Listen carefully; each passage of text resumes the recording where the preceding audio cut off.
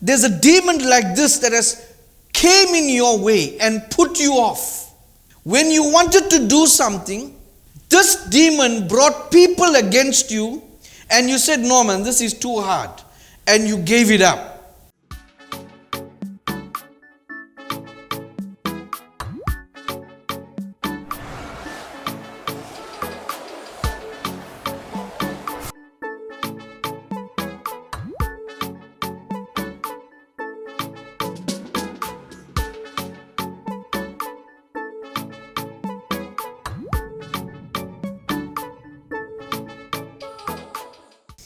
Good morning, 4th September. Welcome to our online broadcast.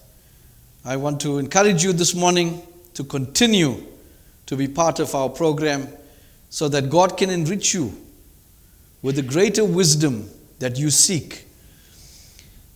I want to start with a few housekeeping matters. Remember, next week, Sunday, the 11th of September, will be our church reopening. We will, however, not be opening our Phoenix branch as yet, and I am endeavoring to start our building of our Phoenix church as soon as I possibly can, so that people who travel from that part of the world will be able to have service with us in their area. Because we are not opening our Phoenix service at this time, we will be inviting all our Phoenix patrons, dear members of ours, to travel to Chatsworth so that you can fellowship with us if you so desire. So in lieu of that, we will be having 2 services at Chatsworth. The first service will start at 8 a.m., the second at 10:30 a.m. You may have difficulty traveling, some of you, for various reasons. So, thinking of you especially and all those patrons around the country of South Africa and around the world who watch us, some of whom patronize the church, I am going to continue this broadcast every Sunday morning so that you can be part of our service. Now, you must remember that this disease is ongoing. It is not disappeared from our communities, our country, and the world. In fact, there's new variants that are cropping up, and we all know, if you followed me closely, why this is happening. But because of that, we are going to administer all protocols when we gather next week, Sunday. There's a few adjustments I will be making. When you come in to fellowship, we are going to require you to still wear your mouth covering and your nose covering, your masks, so that we can be as safe as humanly possible. There's a strong request for us to gather together because mainly we miss our gathering, our fellowship, our praise and worship, so we are accommodating that. But at the same time, we need to be precautious. And in the same vein, we are going to reduce the number of chairs, so seating is going to be limited so that we can space ourselves out, and we don't want to hurt our families, our elderly, our vulnerable people while we gather together. So all our protocols for safety will be in place. I ask you to bear with us as we bring this service to you on a live basis. But we ask for your cooperation, your love, and your care for all concerned. Last week, I shared with you a little story, a message that I have received from one of our followers who said to me that every year, at a certain time of the year, it seems like things start going wrong. But not January, February, or March. It seems like at a certain season, at a certain point in the year, certain things seem to go wrong. And it happens annually. Now, there are many people who go through this difficulty, where it seems like the attack is seasonal. Every period of a year, some of you have a period when it comes to December you have problems. Some of you, every January you have problems. So every person has a different period. Now, even during the course of this last week, after one of our followers heard, they also admitted to me that there was a season that they were going through until they put a stop to it because of the faith and the power of the will of God in their lives. So I want to take time this morning to explain to you exactly why certain people seem to be affected during certain times in a year. But before we get to that, we're going to get to that in the second half of the sermon. And as I want to move on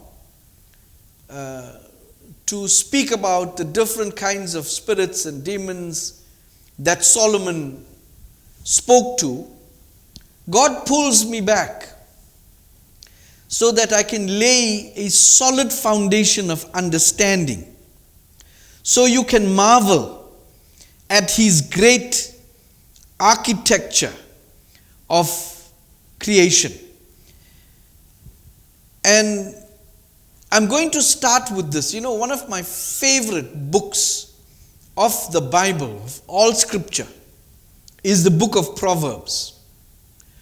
The wisdom that it contains, if you truly understand the book of Proverbs, it is beyond what a normal human being will encounter during their lifetime. It is a divine providence by God, this book of Proverbs. I'm going to take an excerpt from this book in Proverbs 8. And it says, "Then I was beside him as a master craftsman." Just indulge me.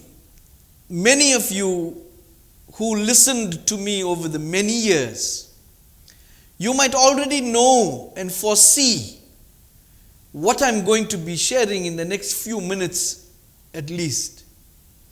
But this is so profound that Solomon was actually talking about wisdom. Wisdom was being personified in this proverb. Wisdom is saying, in wisdom's words, I was the master craftsman of this universe, of all creation. I was, I am, I will be, I am everlasting. Read this Proverbs and you will see the power of that word wisdom. It's no longer just a word. It's no longer just a concept. Wisdom is a being. And this being, this person, is talking to us and saying, I created everything. I was the architect of everything. I was the great designer of everything. I was with God in the beginning. Now, this wisdom, in the early years when Jesus was here, in the Hellenistic period, where Greeks and the Greek language controlled the Middle East, all the Jews used to speak Greek. And when the writers wrote books that we read, especially the New Testament, the original writing is in Greek. And the word for wisdom in Greek is logos. And when the English people translated it to English, they took that word logos and made it word. So when John wrote in the book of John 1:1, in the beginning was the Word. The actual Greek word was, in the beginning was logos. N-U logos. Wisdom. And if it continues, you will see in the beginning was the Word. In the beginning was logos. In the beginning was wisdom. Wisdom was with God. Wisdom was God. It clarifies what Proverbs is telling us. I was beside him, God, as the master craftsman. Who? Wisdom. And so it is a profound understanding. And it goes on in John 1:14, and logos and the word became flesh. Who? Wisdom. And wisdom became flesh. Who was wisdom? Jesus. Let's read that again and put Jesus there, because Jesus is wisdom. In the beginning was Jesus. Jesus was with God. Jesus was God. John 1:14, and Jesus became flesh. And so the word that is written in the book of John is actually Jesus, or wisdom personified as a human being, who we call Jesus. And so my pet hate is when I hear preachers who have very little understanding. They take the Bible, as holy as it might be, and they call that Bible that was published by HarperCollins, who published the satanic verses, the satanic Bible. They take that book and they call it the Word. Read the Word. Study the Word. And they'll hold it in their hand and walk around. This is the Word of God. No. That word, when John was talking, there was no Bible like you and I know today. There was no scriptures. That is Jesus they're talking about. And so, the master craftsman, the pie that we learned about last week, the golden ratio, the great design of your DNA, of atoms, of matter, of the universe, the spiral phi, 1:1.6 Fibonacci circle and spiraling that has been put into place as a principle. The great designer of that, his name is Jesus. We know as the Word or wisdom. And so Proverbs lays it out for us. And who wrote this proverb? Solomon. I'm going to take you to exactly why Solomon made sure he put this in. Now, we spoke last week about the golden ratio. We know this golden ratio as 1:1.6. And this golden ratio creates a spiral if you mathematically put it into concept. And this spiral shape emulates the whirlwind spin that we've been learning in the last few weeks. You spin as a whirlpool sucking you down, or you spin as a tornado lifting you up. The downspin that locks you into a realm, that pulls you into the reverse of the pentalpha. The pentalpha spins in the direction of God, the pentagram pulls you the other way in the direction of the enemy. And so demons have been unleashed on the planet by Satan worshippers all over the world, including those who look normal. They worship the beast, Satan, and they unleash these unclean spirits into our realm by using the pentagram. And so I've been teaching you about making sure that when you spin in a correct direction so that you loose yourself from the things and the cares of this world. So that when the trumpet sounds, you won't be found bogged down to the cares, the troubles and the sorrows of this world. The devil makes sure that you spin as a pentagram, that you spin locking your spirit into this realm by making sure that you have many cares to worry about, many problems to continue taking care of. He wants to bog you down with as many difficulties and troubles as is humanly possible. The cares of this world as relating to your life, your money, which will be affected by your job, your income, your family. When I told you a few weeks ago, there is no family in heaven as in husband and wife and children. That concept of the family, husband, wife and children, is only of this planet. So the devil uses the things of this planet, the concepts of this planet, to make your head spin. Concern yourself about those kind of things so that you lock yourself into this realm. Now, there was a sermon I preached to you sometime in the last few years. It was about the amazing qualities of water. If you didn't know this, water was one of the first things that God has ever created, H2O.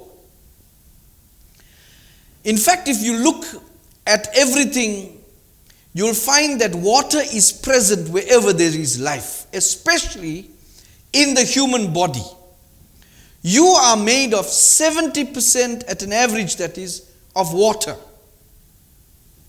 If you cremate a human body, you'll find that the ashes, that which is not water, is just a handful of ashes. Because the bulk of you is made of water, 70%. Just like you are like the prototype of earth. Earth is 70% water. Water is the basis through which spirits travel through mediums. And I gave you the details of how water is the medium, the door through which spirits travel. I also taught you that when water is subjected to different frequencies are measured in hertz. When you have a certain frequency and you project it through water, the shape of the crystals of that water is affected. When you have poor words that you say, poor feelings that you display, you have feelings of anger or hatred, you'll find that water, according to Dr. Masaru, who did scientific studies on this, using electron microscope to look through that microscope to see the shape of water when it's subjected to good thoughts, happy thoughts, God-like thoughts, you find that the crystals are perfectly shaped and formed. When that water is subjected to hate and jealousy and anger, the shape of that water changes. The very crystals that make up that water shape it changes. So, the frequency of a human emotion, remember, you vibrate all the time simply because you have electrons. And electrons move all the time. They carry energy. And so, even at minute levels that cannot be heard with the ears or seen with the eye, humans vibrate. They send out a frequency. And when you have hatred, you have a certain frequency that you broadcast at. When you have love, you have a certain frequency that you broadcast at. Do you know Jesus is all love? Some people who have had Jesus encounters will tell you that just visualizing him, just seeing him in a dream, or feeling his presence, there is an overwhelming feeling of love as they have never experienced before. It is an all-encompassing love, a warmth, and it expels all negative feelings. That's because Jesus' frequency, his vibration is love. God is love. And so you feel that when you're in his presence. And so everybody that demonstrates that love vibrates at that frequency. And so I wanted to demonstrate to you how what you feel, your unforgiveness feeling, your hatred feeling, it compromises your good frequencies. And in so doing, it spirals your water in reverse. Let's take a look at this.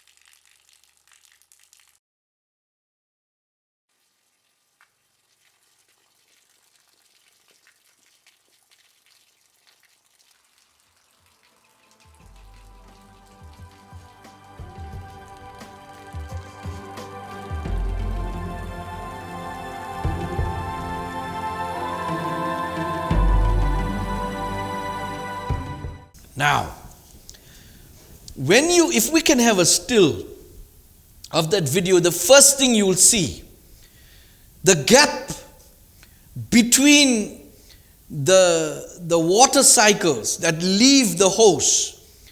The first spin or cycle is 1.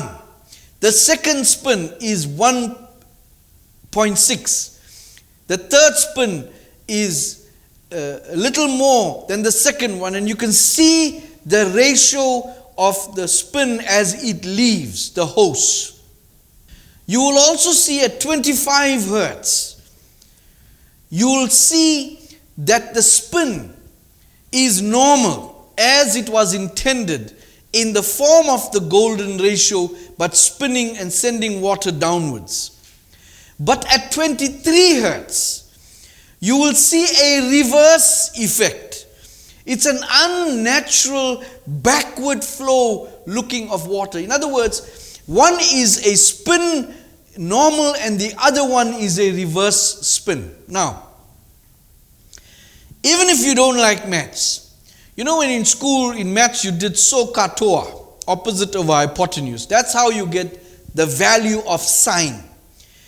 The sine of 23 radians, frequency, hertz, the sine of that value is negative 0.84, which we learned last week is anti-phi. These readings are taken plus or minus 23 hertz. You cannot get an exact because the hertages are very minute, the differences. However, safe to say that anti-phi is actually antichrist. So when you have a negative feeling inside of you, when you not broadcasting, vibrating at the correct frequency, you are actually spinning in reverse. You're locking yourself into this world because you are concerned, you care about certain things and you can't move on from it. You have grudges against people. Listen to me, if you want to spin the right way and you want to get rid of negative influences, of these evil spirits just bringing bad luck upon your life, crippling every effort you are making to take a step up, the only way is not to get someone to lay hands on you or sisters to gather together. That could be the worst thing. The only way is to rid yourself of every negative hate that you have. Whatever you got against anybody, it's a hidden vibration that you can't see with your eyes. But know this, on a minute level, your water crystals are being polluted, and the spin of that water that you are made of, where your house spirit is housed, is spinning in reverse. It is doing the Antichrist. And I told you the sign value is 666 of the same anti-phi.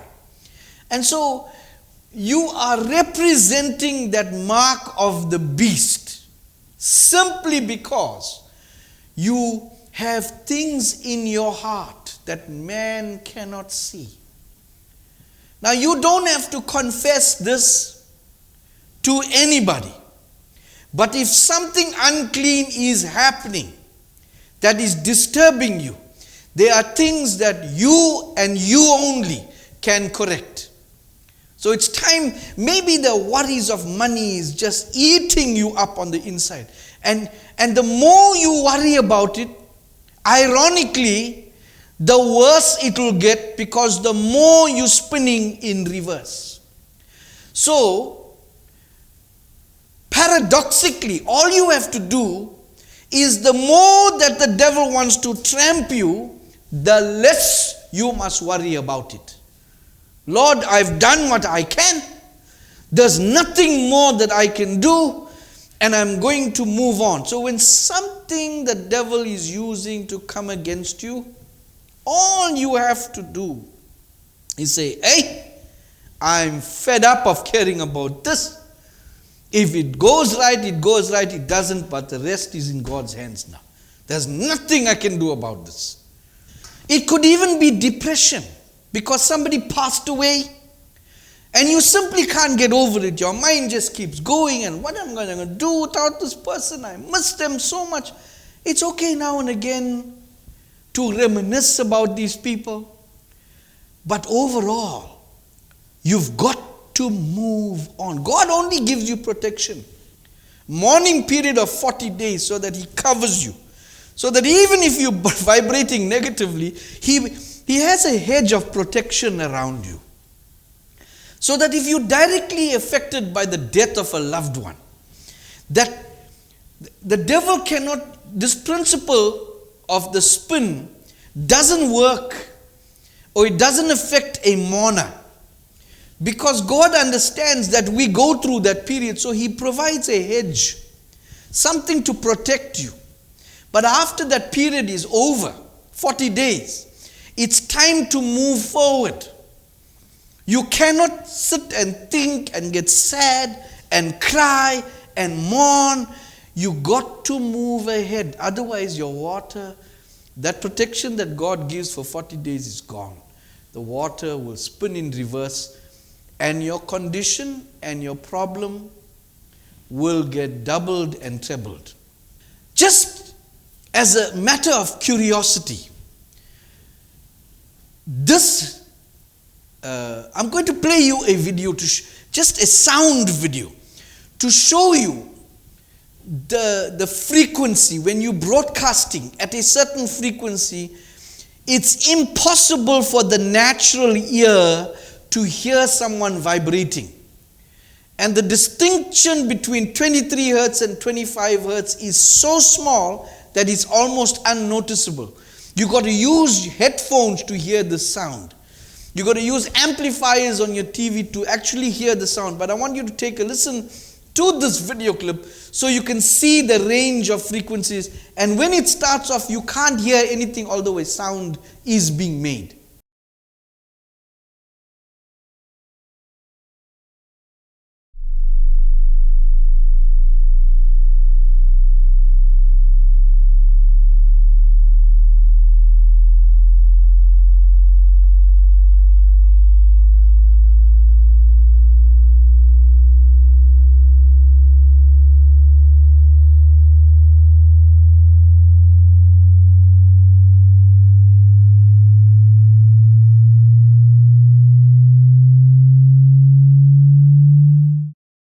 There you have it.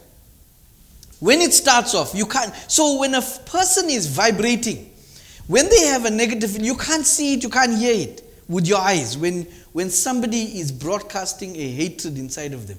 But those of us who are sensitive, we can sense a vibration with the soul. That's why we know when somebody has something against us. When somebody looks at us with one eye, but has a thought about us in the back of their head about something else. So we can sense these things. And anybody who is at a heightened spiritual level can also sense the same thing. So it's important for you to clean yourself so that the energy that you carry is highly magnetic only to God. You know, Luke 10:38 tells us a story.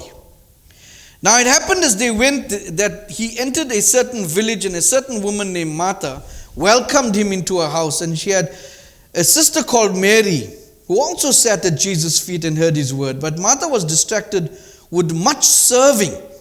And she approached him and said, "Lord, do you not care that my sister has left me to serve alone?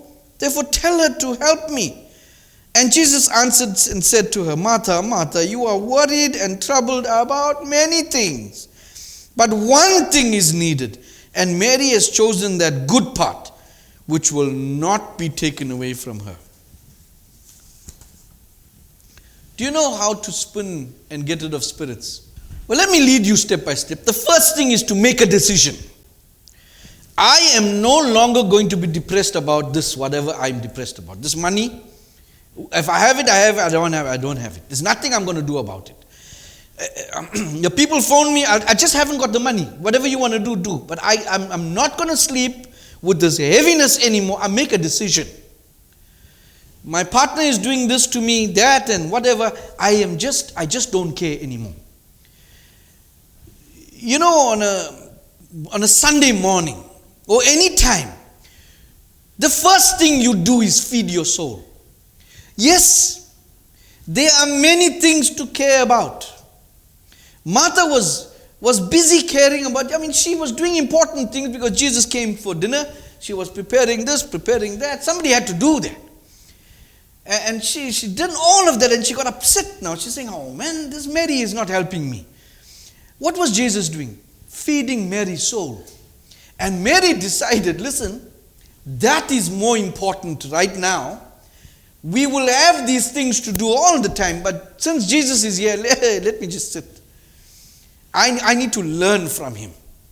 And so feeding your soul becomes a natural priority for those who want to start spinning properly. Because sometimes you might do it 1 week, 2 weeks, feed your soul, and then the 4th week, the cares of this world start to overwhelm you. Oh, I got this phone call to make in the morning. I'll make some time. I got that to do. And so Jesus acknowledged Martha for the things she was doing. But he says, no, the ones that want to take part in this, I can't stop them. When you go to work, God's got to be at the back of your mind in your writing, in your phone calls, in your conversation. You got to have God. So when the devil brings a temptation to get angry, to be hateful, to hold something, when you look with a jealous eye on someone, you get convicted because God is at the center of your everyday thinking. And as you practice that, you might not get perfect overnight. Of course not. But as you practice that, the challenge becomes easier. Before you'll get tempted into getting angry. But you have inside of you the ability to bring yourself under control. And so slowly, you must start to feed on God. Spiritual things must take priority. Now, if you want a shortcut to spinning in God's direction, unfortunately, it doesn't exist. No shortcut exists. Some people might find temporary reprieve by doing something, going somewhere, making their spirit feel nice, but it comes back to where it was before. Now let us get to the part that I promised you we're going to talk about. First, we'll talk about Solomon meeting demons, but we'll have to revisit one of the demons that he spoke to, so that we can get a glimpse as to our understanding of why seasonal attacks happen. Let's read the testimony of Solomon. At one time I strangle men with a noose. At another I creep up and prevent them from their true natures. This is on a Ascellus we're talking about. The female demon is telling Solomon, I creep up and prevent them from their true natures. Every person born with God's permission on this planet, not golems, comes here with a true nature, with a nature that gives them a special gift for certain special things. Some people are gifted at things that they don't have to work at. They have the natural ability to do something. Whether it is cooking, administration, preaching, reading, writing, something that God has brought a human being, He blessed them with this nature, the true nature, that will allow them to live out and be fulfilled on this planet, live out their lives. Some people can sing. Naturally, they just sing. And some people have to work at it, but they're still not as good as the ones that are natural. Some people can play an instrument. I've been trying for like 30 years now. I can't. It seems like it's too much work that I'm not prepared to do it. You know, I have to tell you the story once again. My 2 sons play in our worship team. And I think our worship leaders and others also, when they play, they haven't studied music.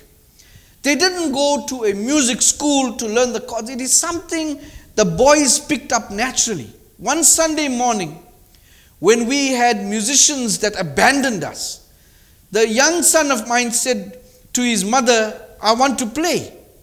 Never touched a guitar in his life. Came up to the top. Played the bass like he's been playing for 20 years. Something impossible became possible. Michael, the drummer, he hasn't played drums in all of his life. The drums were empty and he decided he wants to play, and it's a natural gift. Some people come on this planet and God put the true nature inside them. And some of you are just like that. But what Oneskelus does, now it's not this demon in particular, but there's certain demons that are made with the same purpose. In other words, they do the same thing to people all over, a similar kind of demon. Now what this demon does, it hunts down people's true natures. Not the golems now, God's people. It hunts them down, and she says she prevents them from their true natures. And there are many of you that have a natural ability to do something, but that's not what you're doing in your world, in your life. That's because there's a demon like this that has came in your way and put you off. When you wanted to do something, this demon brought people against you, and you said, no man, this is too hard, and you gave it up. Put things in your way. Even my gift, I have a few things that I'm good at. Some I just do because I have to. But teaching, preaching is a gift that I have. I don't have to try. I can prepare a message in an hour, a proper full-blown message in an hour, and I can preach it to you. I have the natural ability to teach, to share, to take something complicated and make it simple so that you can swallow it. That's my natural ability to lead people, to change their lives, to open their minds. That is my gift. Oneskelus tried many times, in many different ways, using many different people to prevent me from my true nature. In fact, about 10 years back, when we moved into this venue, we had no place to go to. And when we wanted to occupy this house, it was a house, to have services. It was owned by an attorney. She was a friend of mine. And she said, listen, you can occupy the house, but we have a problem. There's a guy that's renting in that building. He's doing some panel beater work or whatever. And he owes about 25,000 rand in arrear lights and water. If you can pay that arrears, you can occupy it and then pay me rent. But I've issued a court order for the sheriff to come and remove him. And so, I'm not sure how he left, but he left. When we came in here, we had to back pay the water and lights that he had used, which amounted to some 25,000. The church paid it. And so, we reconnected the power supply from the house to the pole in the front. The line, the municipality disconnected. That's how in arrears this man was. We had to pay for the reinstallation of the cable from the light pole to the house. And so, all of those expenses. And then, a refund check of about 5,000 from the municipality came to the church, because the person that was living had to pay for his own electricity, and the deposit was held by the municipality. So they sent a check under a certain name. I took that check to the attorney, and the attorney said to me, listen, I don't know what you're going to do with it, but you paid for that, so see what you can do. And she signed at the back of that check that she was the owner of the house and we can cash that check. So I gave it to one of our church members who was struggling at that time. They had no job, and it was a poor family, so I took that check and I gave it to them to cash it. The next thing, a SAPS detective came to call at me to issue a warrant of arrest for theft, because we took that check that was supposed to be his and we used it. And so I went to meet the detective. I went with the person from the church who I have given that check to. I said, I didn't take anything. This is what happened. He wasn't listening to anything I was saying, because this man was probably used by someone like Oneskelus. because what he wanted to do was hurt my image, because he knew who I was. I'm a big name in the community in which I live. And so because I am doing so much of damage to the devil's kingdom, bringing in so many people to know who Jesus is, these people seem to get offended. And so I could see that he was not going to take any explanation. He went to the court and he gave the prosecutor a mandate to prosecute, or the prosecutor agreed to prosecute. So when I went to meet the prosecutor at the court office before the case was set up, I sat outside the office waiting for her to invite me in. The next thing I see, the person that walks into that room before I do was the editor of a local newspaper. This man knew me. He knew the adverts that I was putting in the paper to bring in people to Jesus. And there was a hidden hatred in his heart. And so on my face he would smile, he would talk, but behind my back there was an agenda. I could sense the hate, the discontent with him. He walked into this office and I realized he went to do the story because someone tipped him off. This big pastor has been charged for theft. And so he came out and I asked him, what is the story about that you're doing? And he looked at me with this wink in his eye. And I said, if you're looking for the true story, make sure you call me before you print. And so he decided to tell me, no, it's nothing. And he walked away. I went into the prosecutor's office. This lady was another honest scholars that was dead set on prosecution. She wasn't hearing anything. She wasn't listening to anything. She wasn't interested in any explanation. She was favoring a thief who used electricity, who stole electricity, and then went and charged me for theft after we took the refund check. The next Tuesday morning, headlines in the front page of the local newspaper, pastor accused of theft, charged for theft. That was, to a normal person, very embarrassing. To me, I didn't care, simply because I know who I am. The devil was trying, eventually that got sorted out and all of the faces had egg on their face. Because I realized I'm not going to sit there and hold my head down and cry and go and try and convince somebody. I said, Lord, this is your job. I am not going to sit and hold the can worrying about this here. What people are going to say, how they're going to look at me. I don't care. And so God took care of these things. I didn't spin at all. But what was honest scholars trying to do? Rob me of my true nature. Prevent me from preaching and teaching with boldness the word of God. This is the same thing He's done to you many, many times.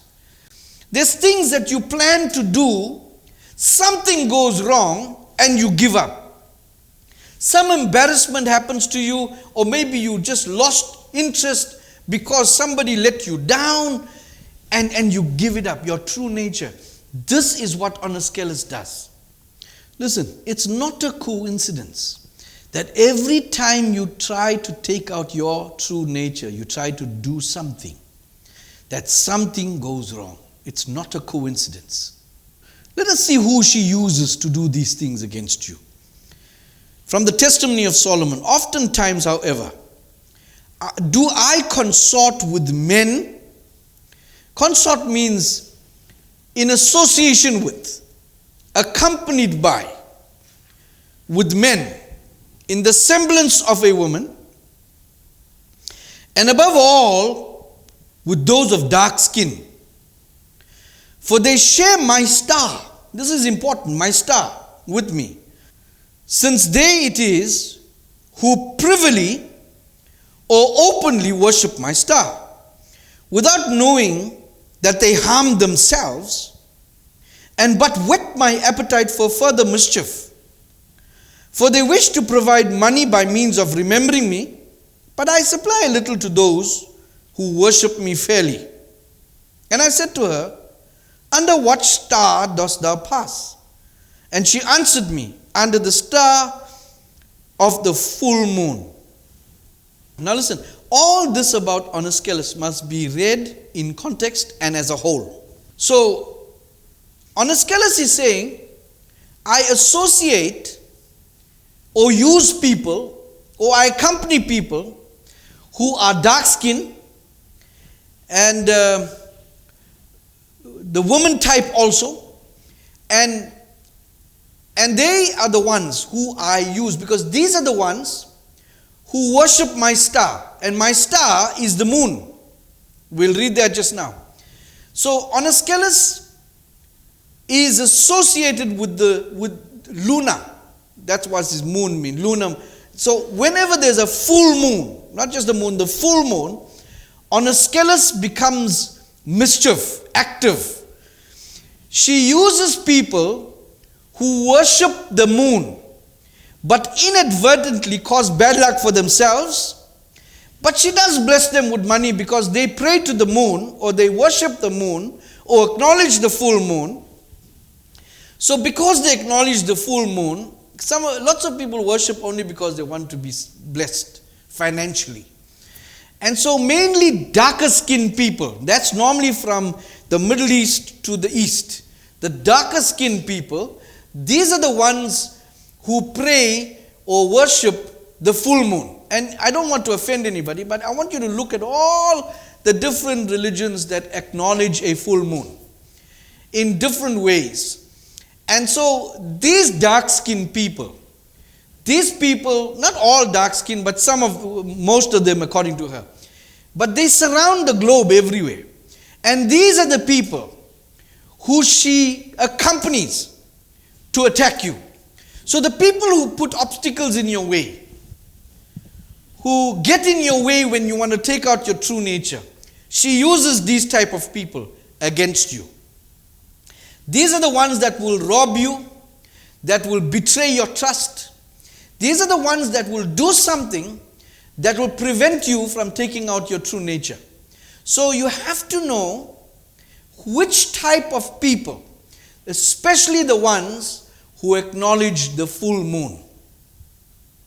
And I said to her, which star dost thou pass? And she answered me, under the star of the full moon. Reading that once again, you can see the people who worship or acknowledge the full moon is working for her. That means every time there's a full moon, she gets up to mischief, using these people against you. Many people, because it's a monthly occurrence, you don't really notice it, but people become lunatics. That's where the word lunatic comes from. Because the full moon, it's like the full moon affects these people.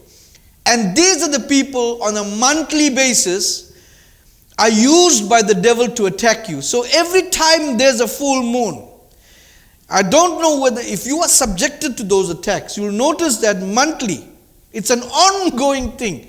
The devil keeps attacking me. This month it'll come right, then it goes wrong again next month, and then the next month. So some of the people who are affected by Onescalus get affected on a monthly basis. So it's a seasonal thing in terms of monthly, according to the attack by Onescalus to some people on the planet. So they have a monthly ongoing attack against them.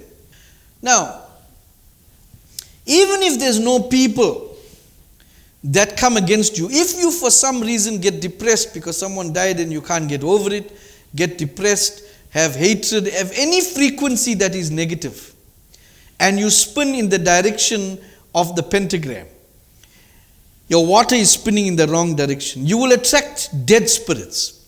People who lived on earth, who are dead now, and they have entered your body. Because you are spinning in the world of Hades and you don't realize it. Because this earth belongs to Satan.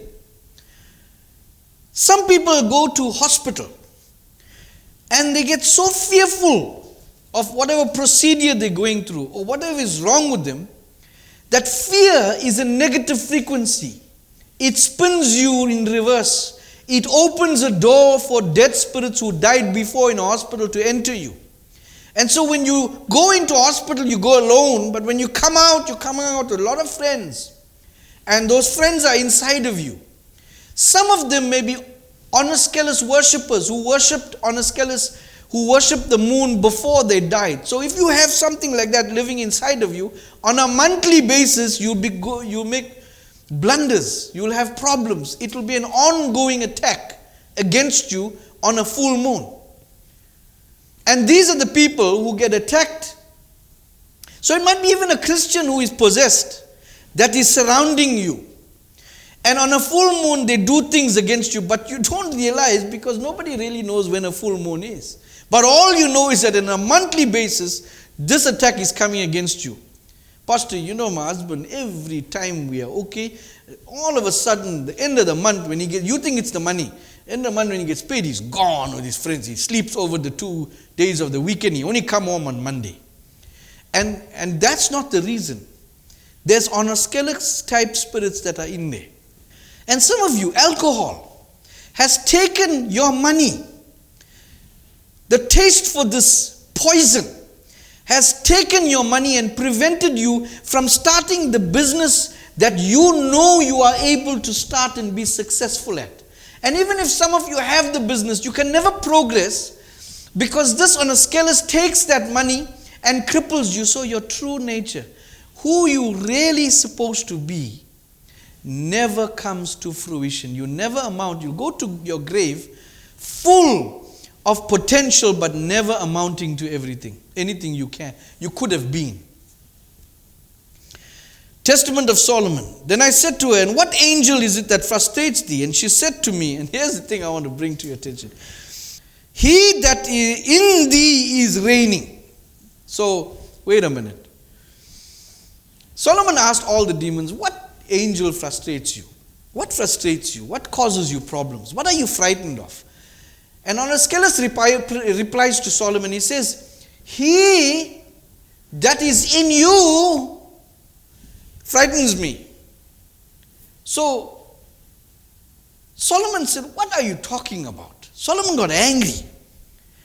And he said to the soldier, hit her. Because he thought she was mocking him. Let's read. And I thought she mocked me. And bade a soldier strike her. But she cried aloud and said, I am subjected to thee, Solomon, O king, by the wisdom of God given to thee. Oh my goodness. You remember Solomon was, when God said, I'll give you anything, Solomon asked me what you want and I'll give you. He didn't ask for money or anything. He asked for wisdom. He asked for Jesus. Because Jesus is wisdom. He asked for Logos. In those days, in Hebrew, it's Sophia. He asked for Sophia.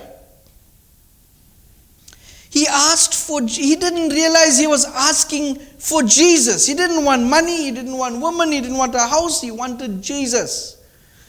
And so Oniskelus knew what was inside of Solomon because God gave him Jesus.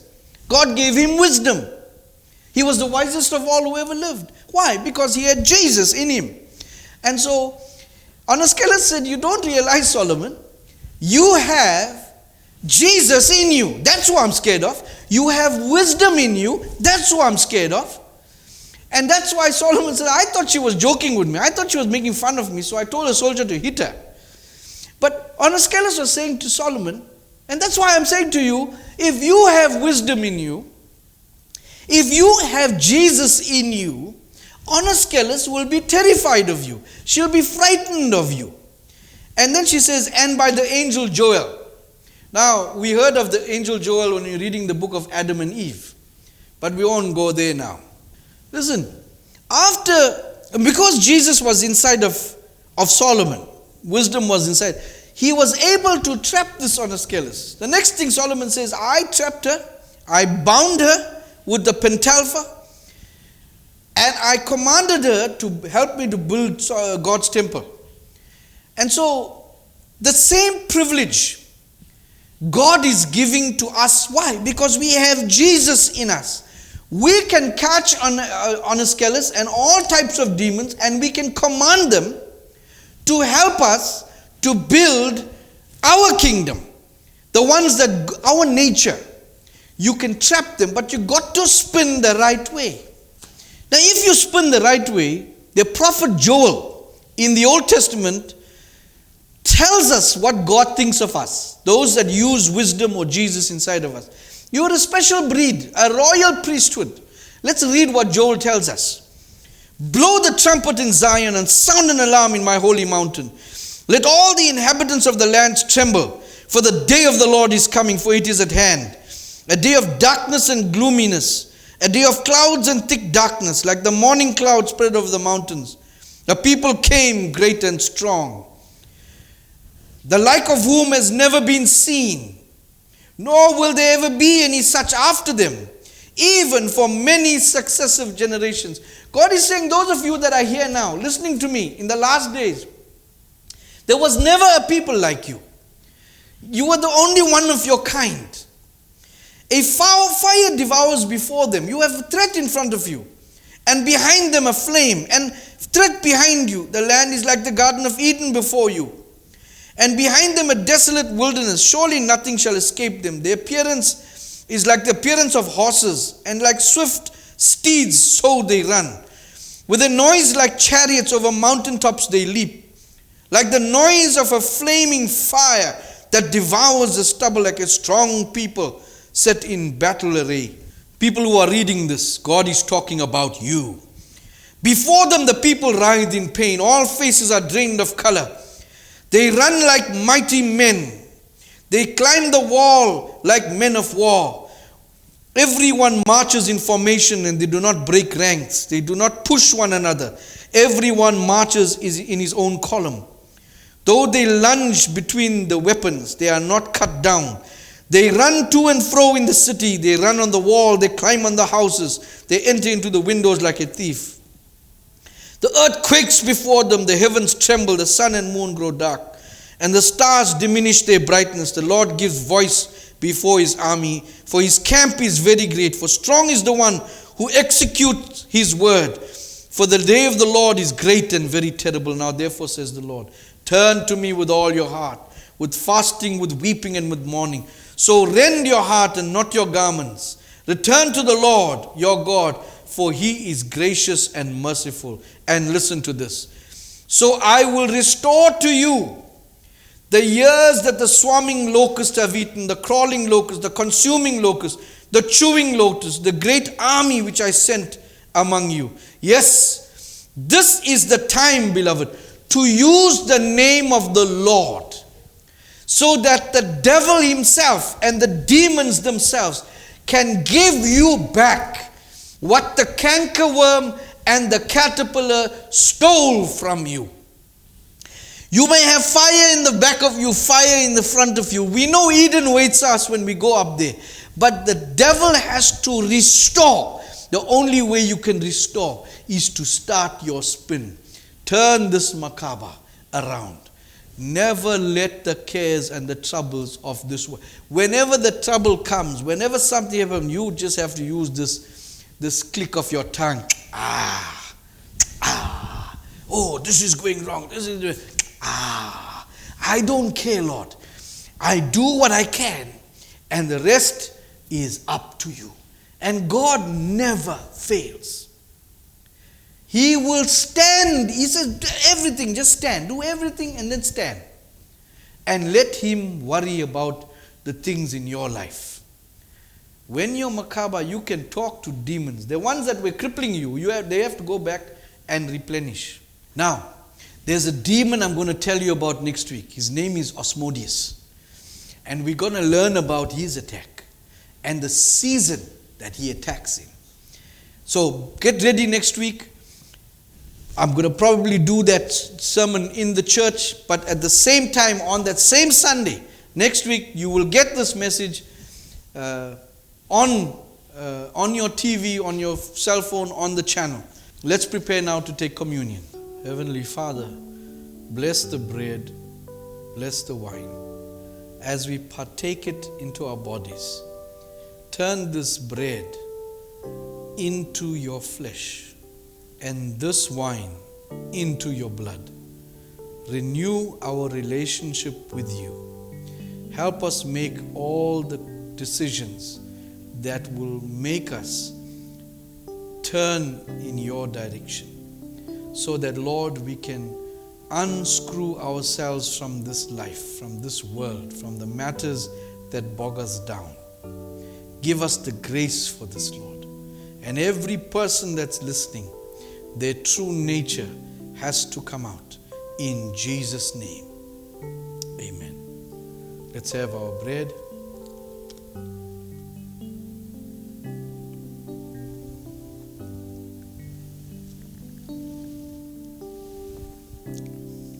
Amen. Thank you, everybody, for joining with me for this morning's communion and our service. I pray that you're going to join us or see us next week. God bless you.